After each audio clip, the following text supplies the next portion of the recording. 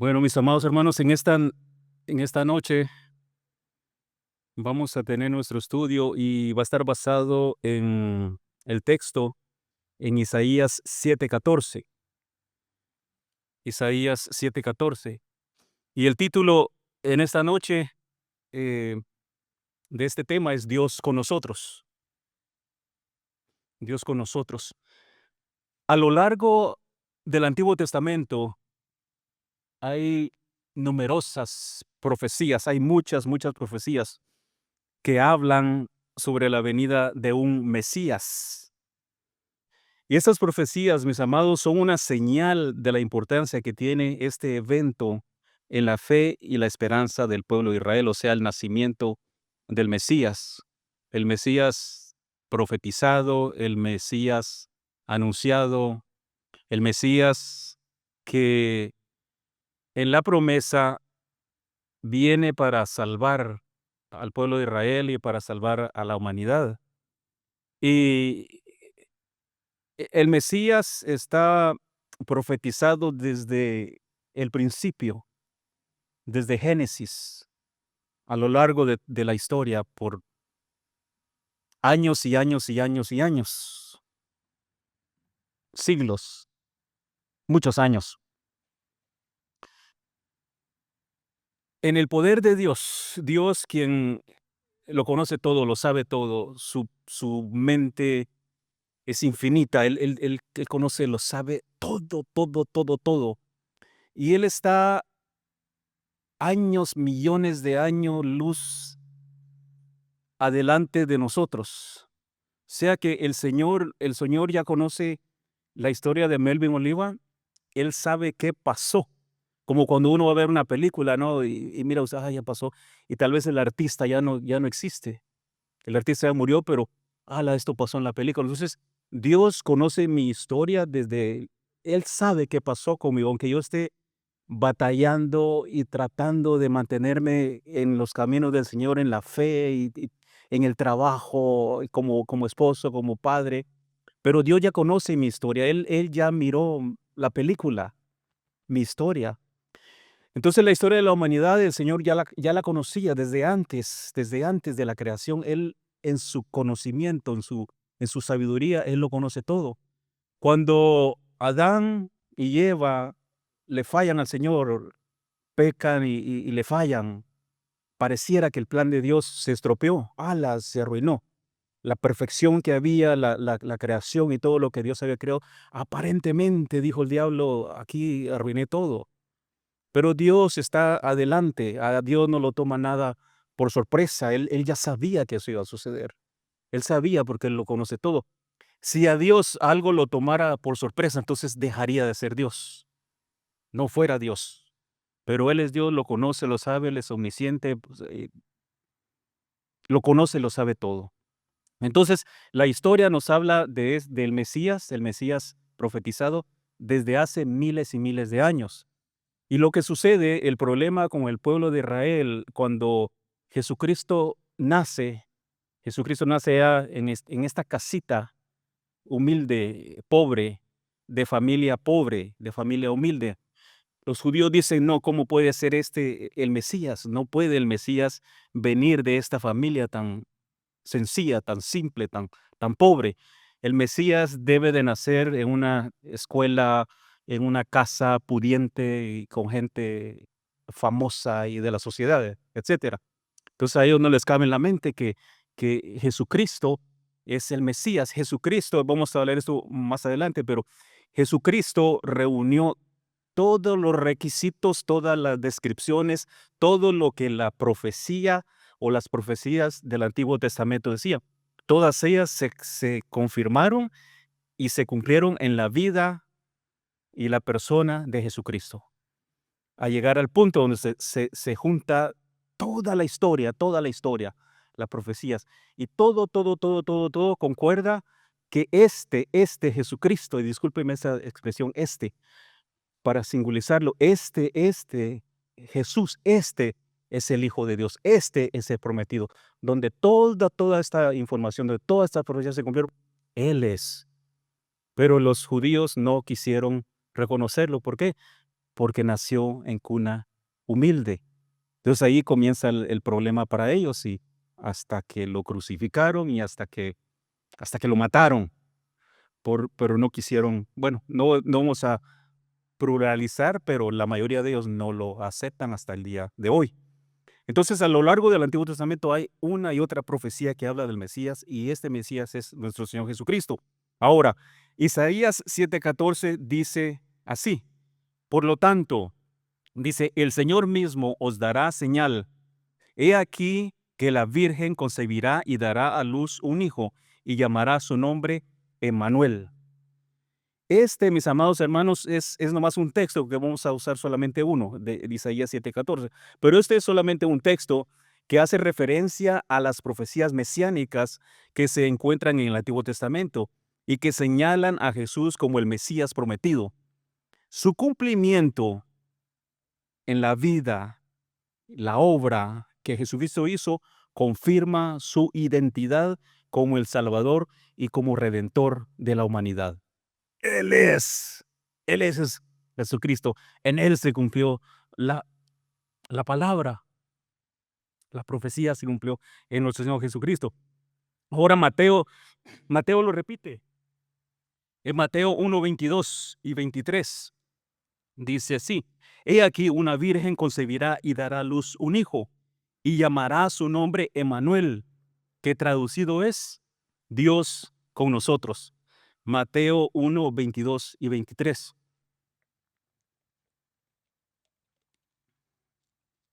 Entonces Mateo hace referencia a la profecía de Isaías y dice, eh, he aquí una virgen concebirá y dar luz, dice, y llamará su nombre Emmanuel, que traducido es Dios con nosotros.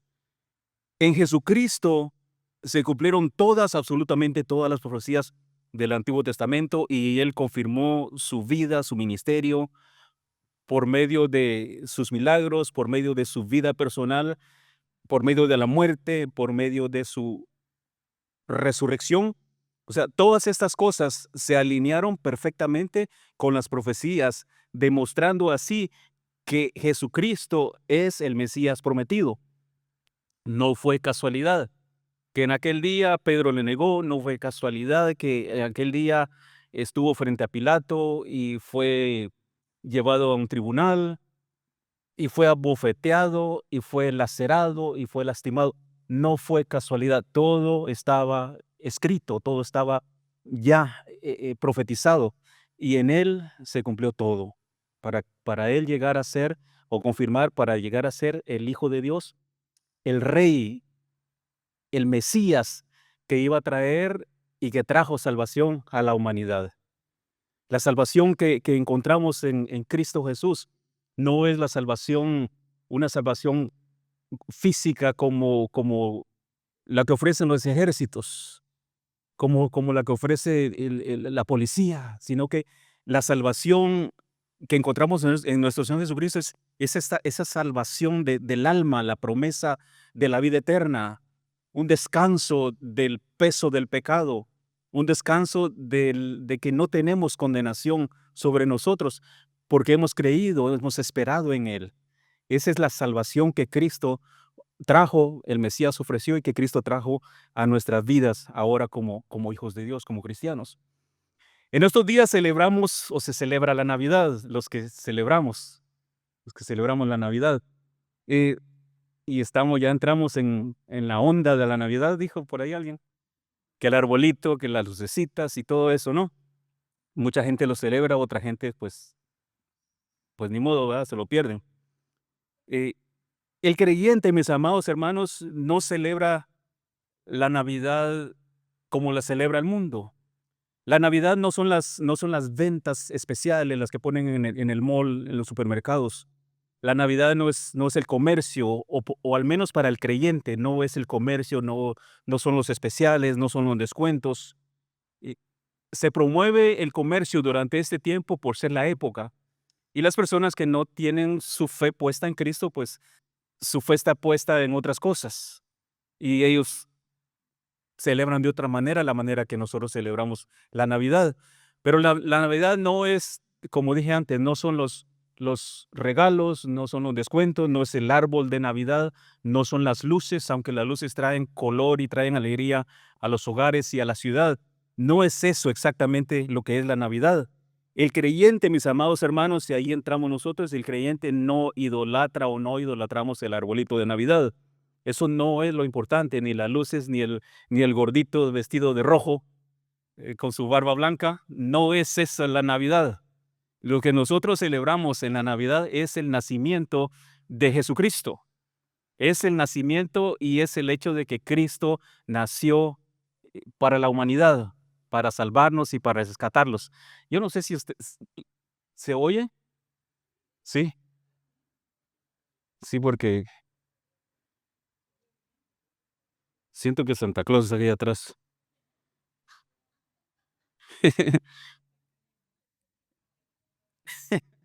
Entonces, no idolatramos nosotros, ¿verdad? El arbolito. En el año pasado, en una de las clases que tengo el privilegio de dar, predicando ahí la clase bíblica, alguien mencionó el arbolito y se paró una hermana y se puso a decir que a pelear con todos porque que por qué celebrábamos Navidad. Y ahí uno pues se queda mejor calladito porque no, ni gana ni pierde. El hecho es que la hermana ya no regresó a la clase después de que supo que nosotros celebramos Navidad, ya no regresó. Y dice uno, pues se la pierde, ¿no? Porque no es, repito, no es la fiesta, sino que lo que celebramos es el nacimiento de Jesucristo. Y tampoco es el mes de diciembre, no es el 24 ni el 25, no es ni siquiera el mes que Él nació, no idolatramos ni el mes, ni el día. Lo que celebramos es que Cristo nació, es que vino a nacer en un pesebre, es que vino a dar su vida, es que vino a nacer para morir, vino a dar la vida por nosotros, vino a nacer en ese pesebre. Entonces, no celebramos nada alrededor el contorno, las celebraciones, sino que celebramos a Cristo, el único y suficiente Salvador. Entonces lo que importa para nosotros es que Jesús nació, vino a este mundo, y aunque contrario a lo que el mundo esperaba, Él nació en una cuna humilde. Las circunstancias en las cuales Él nació fueron adversas, fueron, qué casualidad que ya no hay cuartos en el hotel. Hilton está lleno. Ya no hay cuartos, pero no es una casualidad, no, que Dios lo hizo así, Dios lo preparó. ¿Cómo no iba a preparar Dios un lugar especial si es su hijo? ¿Cómo no va a preparar usted un lugar especial si sabe que su hijo, su hija va a llegar a un lado? Entonces, pero no, estaba así, estaba profetizado, así tenía que ser. Y así lo estableció Dios, y así lo permitió, y así Dios le dijo ok, checkmark, porque ese era el propósito de Dios, de que Él naciera en una cuna sencilla, una cuna humilde. ¿Para qué? Para confundir a los sabios, a los cabezones, dijo alguien, pero yo no voy a decir así.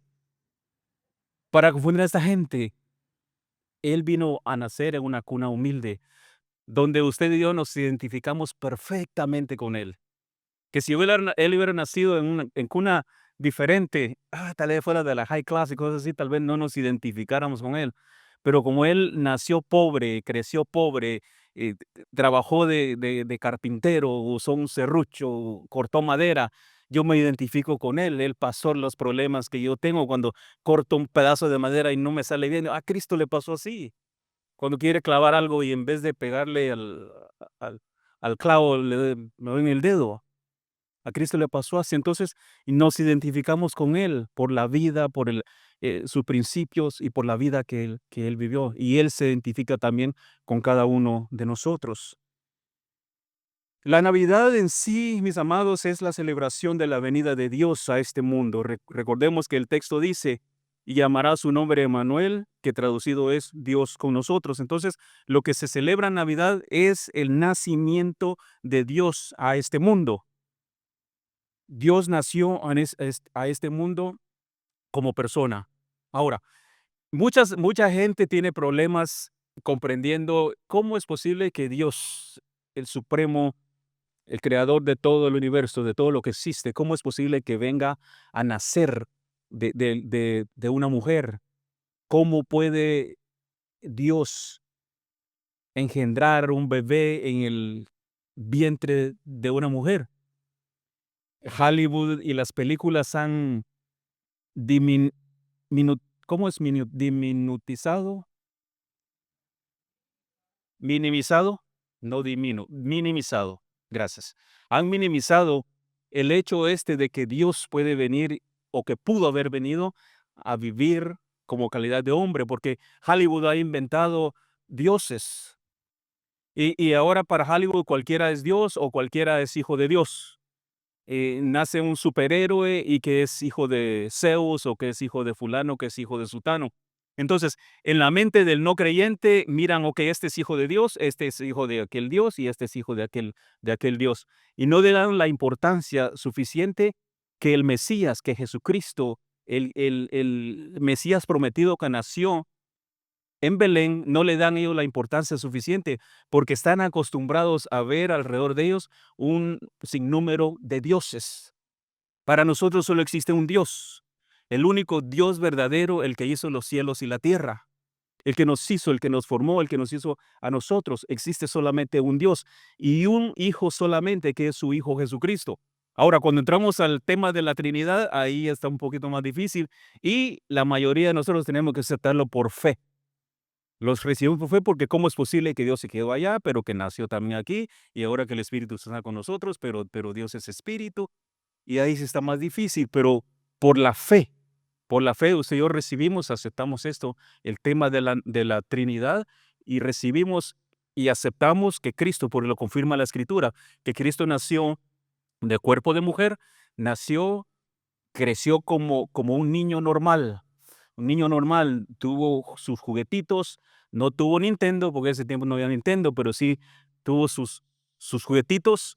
Fue a la escuela, él fue a la primaria, fue a la escuela, cumplió su vida normal, cum- como la cumplimos nosotros, como la cumplen nuestros hijos en diferente tiempo. Pero Cristo Jesús vivió en calidad de persona, en calidad de hombre, siendo hombre 100% y siendo Dios al mismo tiempo 100%. Ni mitad Dios, ni mitad hombre, 100 y 100 completamente. Ese es el poder de Dios. Y el poder de Dios está, como dijimos al principio, el poder de Dios es ilimitado, es tan grande que la mente nuestra no va a poder descifrarlo, no va a poder comprenderlo, no vamos a poder entender cap- a cabalidad, no vamos a poner a cabalidad los propósitos y la mente de Dios. Lo vamos a entender cuando estemos allá con Él, cuando estemos en su presencia. Entonces no van a ver, cuando escuchamos, no, y tú cuando llegues al cielo le vas a preguntar a David o le vas a preguntar a Sansón, no. Cuando estemos allá no vamos a necesitar preguntarle nada, porque dice que lo vamos a saber todo, lo vamos a conocer todo, no vamos a tener dudas. Entonces allí vamos a poder comprender la magnitud y el poder de nuestro Señor, de nuestro Dios Todopoderoso. La Navidad es la celebración de la venida de Jesús, la venida de Dios a este mundo. Dios naciendo en forma humana. Y este es un evento tan especial, es un evento tan maravilloso, algo imposible de concebir en la mente humana. El nacimiento de Jesús es tan importante que la historia fue impactada, la historia fue marcada. El calendario fue marcado, fue impactado. La historia comenzó a escribirse, y los historiadores comenzaron a decir, en el año 3 después de Cristo, en el año 10 antes de Jesucristo. El nacimiento de Cristo Jesús marcó la historia, marcó el calendario, marcó los eventos. Es tan importante el nacimiento de Cristo Jesús que todo, absolutamente todo, fue afectado. Cuando hablamos del nacimiento de Cristo Jesús en, a través de una mujer, se está hablando de la encarnación. Entonces estamos diciendo que Dios se encarnó y nació. Repito con esto, que nuestra mente finita puede tal vez no asimilar o explicar este acontecimiento, porque, porque posiblemente no es fácil de explicarlo, pero Él nació, nuestro Señor Jesucristo nació como hombre.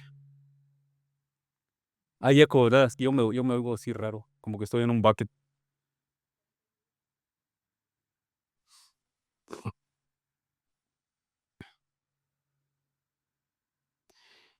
Las escrituras, mis amados, proveen el anticipio, el marco, la interpretación correcta para este gran acontecimiento. La historia, la arqueología, la ciencia, solo comprueba o respalda lo que las escrituras nos enseñan, que un niño iba a nacer que se llamaría Emmanuel, que traducido significa Dios con nosotros, que es lo que dice la palabra de Dios. Es importante mencionar que el nacimiento de Jesús en el mundo no fue algo que se planificó de la noche a la mañana. Como dijimos al principio, este proceso tomó muchísimo tiempo, muchísimos años. Desde el tiempo de la promesa, desde el tiempo de Abraham, desde el tiempo de Génesis, hasta el día del nacimiento de Cristo Jesús. Hubo una larga preparación histórica para la venida del Mesías. Esto no ocurrió inesperadamente. La nación de Israel lo había esperado desde hacía siglos, desde hacía muchos años. Hay un rollo, pero un escrito, no un rollo, un problema. Pero es que existe un rollo am, en el Museo de Jerusalén que se llama, en el pabellón llamado el Santuario del Libro, o sea, así se llama esta sección, el pabellón del Santuario del Libro. Ahí existe un rollo, o uno de los rollos del Mar Muerto, un manuscrito del libro de Isaías, fechado con anterioridad, con mucho tiempo antes al nacimiento de Jesús. En ese manuscrito se lee en hebreo el texto siguiente: un niño nos es nacido, hijo nos es dado, y se llamará su nombre Dios fuerte, Padre eterno.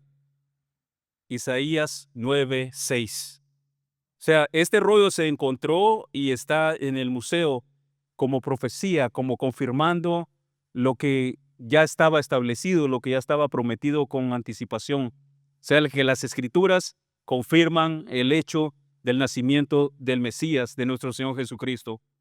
Cuando se comparan las escrituras que hablan del Mesías, descubrimos una serie de evidencias que demuestran que el nacimiento de Jesús no fue casualidad de la historia y que su significado no fue inventado por los apóstoles. Que los apóstoles no inventaron, los discípulos no inventaron el hecho de que Jesucristo había nacido, de que Jesucristo había resucitado, sino que son eventos reales y verdaderos, que existen, están plasmados en la historia, están plasmados en la palabra de Dios, porque son veraces, porque son verídicos. Este acontecimiento fue previsto siglos atrás por revelación divina. Ahora, el Mesías no nació como una improvisación, no vino inesperadamente. Su encarnación fue el resultado de una cuidadosa preparación divina a lo largo de los siglos. Desde los mismos inicios de la historia, cuando Dios dijo a Adán y a Eva que de su descendencia o un descendiente de ellos sería o vencería el mal de este mundo, que lo vemos en Génesis 3:15. O sea que Dios, como dijimos al principio, absolutamente nada lo toma por sorpresas.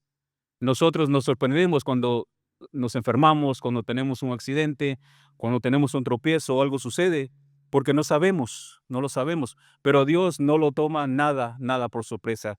Ni del hecho cuando Jesucristo estaba en su ministerio, el hecho de que Judas lo traicionó, eso no fue una sorpresa para Cristo. Él sabía, él sabía perfectamente, él sabía cuando Pedro le iba a negar, él sabía todo lo que iba a suceder, sabía que iba a estar frente a un juez, que no iba a ser un juicio justo, sabía que iba a ser juzgado, sabía que iba a ser crucificado, sabía cómo y cuándo, la clase de muerte y de castigo que él iba a llevar sobre él, porque él es Dios, lo conoce y lo sabe todo. Él no toma nada, absolutamente nada, por sorpresa.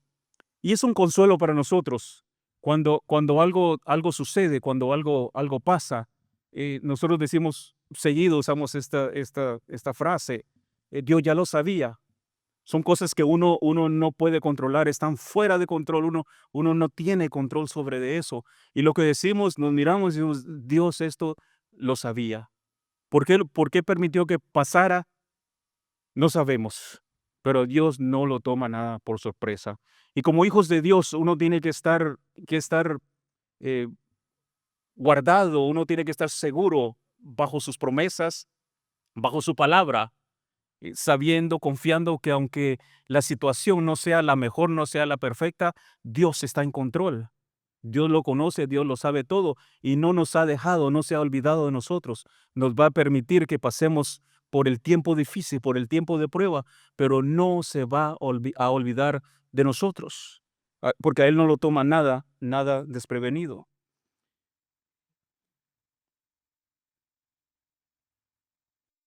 Toda la historia de Israel, Dios había anunciado a su pueblo paulatinamente, un poco aquí, un poco allá, un poco más por aquí, pero cada vez con mayor nitidez la venida de un Salvador, un Rey, el Dios mismo, Dios con nosotros. Por tanto, dice su palabra, el Señor mismo os dará señal, y he aquí la Virgen concebirá y dará a luz un hijo, y llamará a su nombre Emmanuel, que traducido es Dios con nosotros. Es consolador, es gratificante, siente uno paz saber que Dios está con nosotros, que Dios está con nosotros en la turbulencia, en la tempestad, durante la marea, durante el terremoto, lo que venga, la enfermedad o lo que nos quiera venir, Dios está con nosotros. No nos deja, no nos desampara. Él ha prometido estar con nosotros. Y el hecho de que Dios esté con nosotros debe llenar nuestra alma, debe llenar nuestro corazón de satisfacción, de alegría, de esperanza. El hecho de saber que no estamos solos.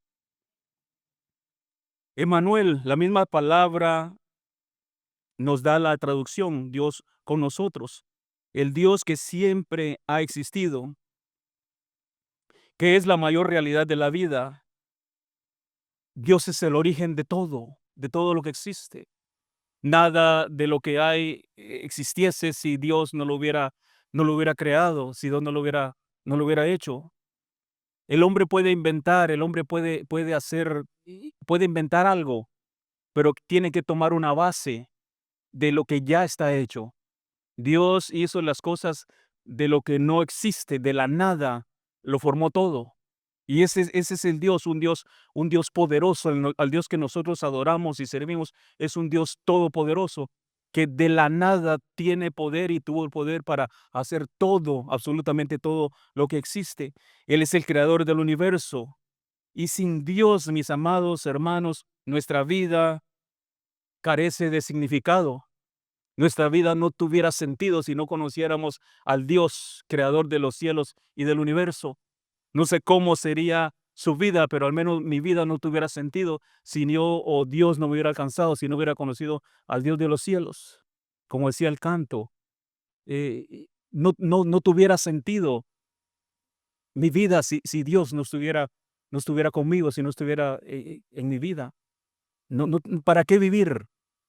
No hay un sentido. Si la persona que no tiene a Cristo no tiene un sentido de vida, posiblemente trabajar en su carrera, acumular, hacer dinero, pero ¿de ahí qué? ¿De ahí qué? Mueren, ¿y qué va a pasar? Pero la esperanza del creyente, la esperanza que nos sostiene a nosotros, a usted y a mí, es que un día que estemos fuera de este mundo, vamos a estar en la presencia de Dios y vamos a vivir con el Señor por una eternidad. Nuestra vida tiene propósito, un propósito a largo plazo, un propósito a vida eterna. La promesa de la vida eterna, la promesa que Dios ha dado a su pueblo, que ha dado a sus hijos, esa promesa nos sostiene, nos mantiene, nos levanta cuando estamos caídos, cuando estamos enfermos, cuando estamos que parece que no tenemos más fuerzas. La esperanza de la vida eterna nos levanta, nos da fuerzas para continuar y para seguir adelante. Nuestra vida tiene sentido porque hemos conocido a Cristo, al creador del universo, el creador del cielo y de la tierra. Tiene sentido porque Él vive en nosotros. Si no, anduviéramos a la intemperie, sin un propósito, pero gracias a Dios que Él envió a su Hijo a nacer y gracias a Dios que Él ha nacido, Dios ha nacido en el corazón nuestro, en su corazón. Gracias a Dios por ello y por el sacrificio que él hizo por nosotros. Entonces, la palabra dice, Dios con nosotros, Emmanuel. ¿Cómo nosotros nos beneficiamos o cómo el creyente se beneficia del hecho de saber de que Dios está con nosotros? Entre algunos de los beneficios, el amor de Dios es una energía que nos mueve a amar a otros, a perdonar, a recuperarnos, a levantarnos, a dar amor a los demás. Sin el amor de Dios en nosotros, no podríamos nosotros amar a nadie. Curiosamente, cuando le decimos a alguien, le amo hermano, le amo hermana, y ¿no ha notado usted que después dice en el Señor? Entonces, es como tal vez para darle un poquito de respeto a la amo hermana, entonces después uno después le pone en el Señor para que no se malentienda, ¿verdad? Pero lo que estamos diciendo en realidad es que yo no tengo la capacidad de amarlo o de amarla si no fuera por el amor de Dios que está en mi vida. Lo amo, hermano, y después en el Señor.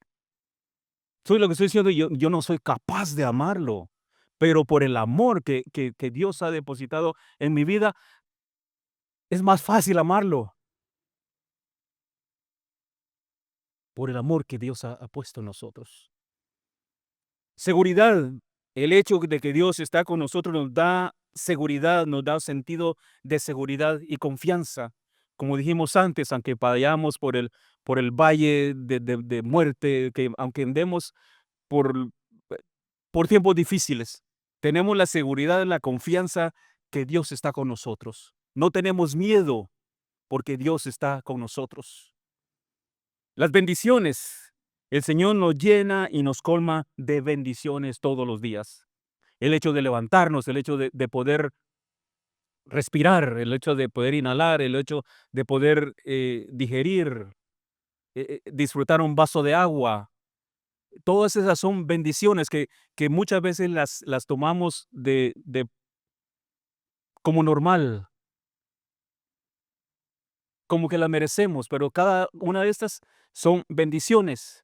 Tener energía para ir a trabajar, para traer provisión, todas esas son bendiciones que vienen de parte de Dios. Tenemos paz y esperanza. Dios nos brinda paz y esperanza y nos ayuda a enfrentar las pruebas y los problemas. Qué triste es la vida sin Cristo. Porque cuando uno cae enfermo, uno tiene esperanza que Dios le va a sanar, que Dios lo va a sacar adelante. Pero el que no tiene a Cristo en su corazón, el que no tiene a Dios en su corazón, ¿en quién confía? En otras cosas, ¿verdad? A través de Él alcanzamos el perdón. Él nos ofrece el perdón por medio de Jesucristo. Sentirse perdonado es una sensación sabrosa, es una sensación rica. Saber que no tiene culpa, saber que no la debo, nos alivia, nos alivia. Yo no sé si usted, todos son santos, pero no sé si alguna vez se ha equivocado. En lo personal, cuando yo me he equivocado, yo siento que la debo y le voy al Señor, le digo: "Señor, perdóname, porque hoy sí", ¿verdad? Y cuando viene el perdón de Dios, siento un descanso. Recuerdo cuando estaba pequeño, no sé si ya conté esta historia, me porté mal con mamá. Yo le contesté mal a mi mamá, estaba pequeño. Y me fui todo el día de la casa porque sabía que mamá, como era justa, me tenía que ajustar cuentas. Y me fui todo el día, regresé como a las 2 de la tarde, llegué a la casa y no hay nadie en casa. Lo voy a hacer rapidito porque no mucho tiempo. Regresé a casa, no hay nadie, están las puertas de casa abiertas, todavía estamos allá en mi país, en Guatemala. Y, y no había nadie en casa. Y yo entré a la casa así como con miedito porque yo sabía que viene la chancleta voladora y todo eso. Entré despacio a casa, mamá, mamá, y no hay nadie. Yo pensé, el Señor vino y se fueron.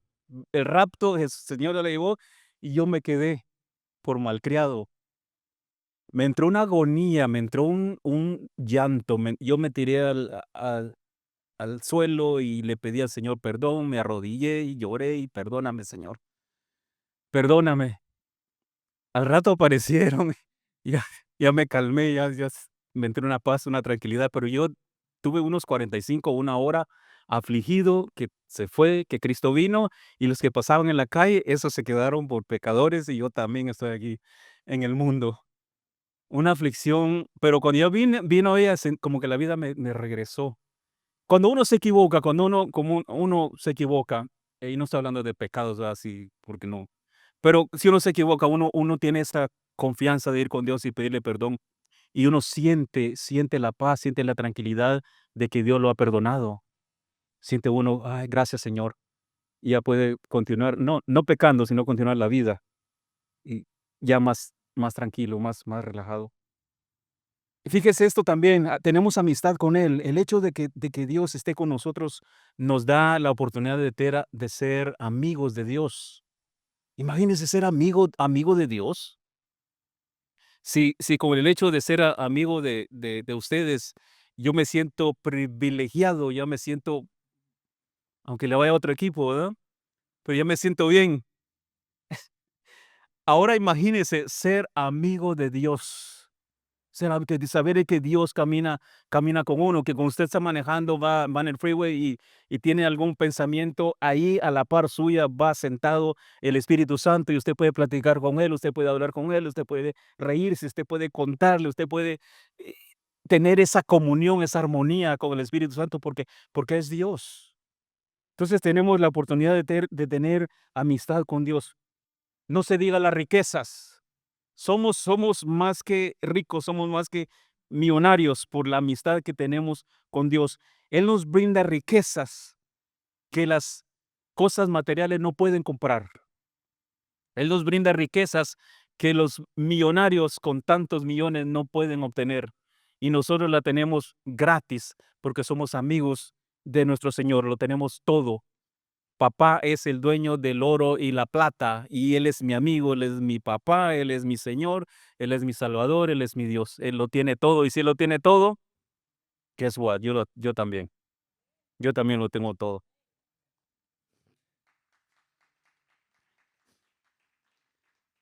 En esta época de la Navidad lo constituye Jesús mismo, el Dios inefable, el Dios todopoderoso. Él es el propósito de la Navidad, nada más. Jesucristo es el propósito. Entonces, celebrar la Navidad y y no recibir a Dios en el corazón, no creer en Dios, no tiene sentido, es incomprensible. La gente que celebra la Navidad, si lo que estamos celebrando es el nacimiento de Cristo, entonces celebrar la Navidad con bombos y música y todo eso no tiene sentido porque no se tiene a Cristo, porque no se tiene a Dios en el corazón. Él es la Navidad, Él es lo que celebramos. Testimonio real, termino con esto. Hace unos años, hace ya unos cuantos años, yo estuve en sociedad con mi hermano, tuvimos un negocio y éramos socios en ese tiempo. Y fue un tiempo bonito, tiempo especial, estábamos juntos todos los días. A veces nos alegábamos y todo eso, pero era una armonía bonita de negocios. Éramos socios. Y dice mi hermano, una mañana llegó un poquito tarde, que agarró tráfico y me llamó y dice: Merlin, voy a estar un poquito tarde. Y cierto, llegó tarde. Llegó y dice: metí las 4, decimos nosotros allá en mi país. Metí las 4, me equivoqué. ¿Qué pasó?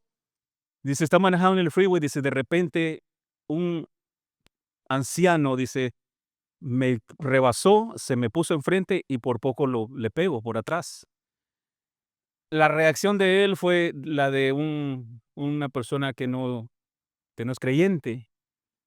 Le dijo de todo, le dijo hasta de qué se va a morir al pobre señor. Usted aquí, usted allá, y usted imagínese todo lo que le dijo, y con la mano y toda la cosa, ¿no? Todas las señas que le quiera imaginarse. Cuando se pone a la par del otro carro, lo mira y se da cuenta que es el pastor de su iglesia. Es el pastor. Dice mi hermano, hubiera querido que el carro me tragara, yo tuve que desaparecerme, dice, era el pastor. Y yo lo maltraté, le dije que le dije, él no andaba muy bien con el Señor en esos días. Lo maltrató, lo maltrató. Y el pastor nomás le dice: "Sí, va, están", imagínese así a la par, ¿no? Pues lo conoció bien. Y me dice mi hermano: "Ahora con no he ido a la iglesia, ahora con qué cara voy a ir". Se pasó el día, se pasó la semana, se pasaron un par de semanas, unos días, y mi hermano no fue a la iglesia, no fue a la iglesia, ni a ninguna iglesia. A los días apareció el pastor, llegó el pastor a la oficina, llegó al taller y dice, mi hermano lo miró y se fue a esconder, se metió al baño y: "Dígale que no estoy". Y llega el pastor y dice: "Hola, pastor", no voy a decir el nombre porque por ahí anda. Y dice: "Hola, mijo", dice, yo lo saludé, dice: "Mijo", dice, "¿está tu hermano?". "Está escondido", le digo. "Sí, me imagino", dice, "decile que venga", dice, "quiero hablar con él". Y ya fui, ¿no? "Salga, ven", dice, "tiene que hablar con él". "No, dígale que no estoy". "No, ya sabe que está ahí". Ya le ya le dijo el Espíritu Santo. Y sale, bueno, ya salió mi hermano, ¿no? Y, ¡hala, qué cara! Dice: "Qué vergüenza, señor". Le dice el pastor: "Mi hijo", dice, "te extraño". Y mi hermano avergonzado, ¿no? Y yo me salí, porque mi hermano bajó la cabeza y el pastor fue, lo abrazó y le dice: "Te he extrañado tanto.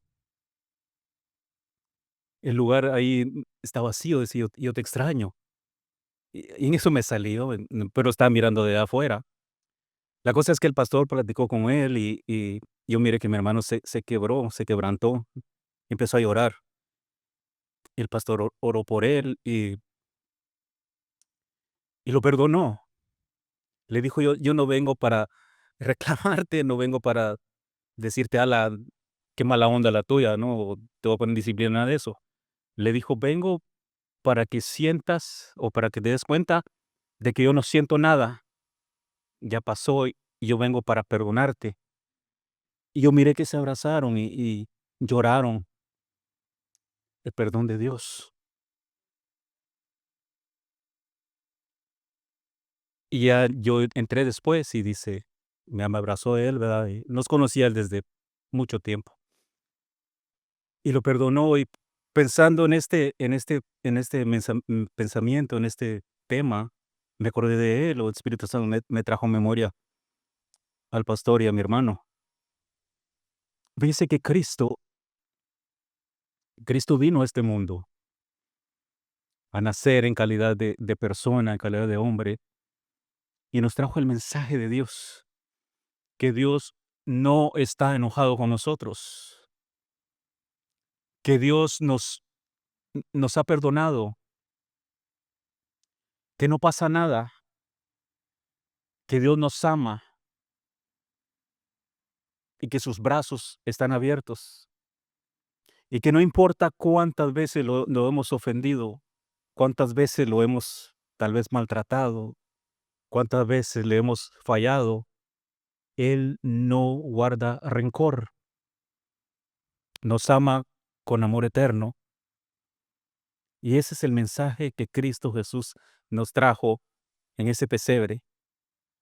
¿De qué diferencia lo que el mundo piense, lo que el mundo nos ha dicho o lo que nos han enseñado de niños, que Dios es un Dios que está enojado con nosotros? Jesucristo dice: "No, yo vine a reconciliarlos, vine a mostrarles el amor de Dios y a decirles que Dios, el Padre, no está enojado contigo, sino que sus brazos están abiertos día y noche para recibirnos, para perdonarnos. No importa cuánto le hemos fallado, sus brazos están abiertos".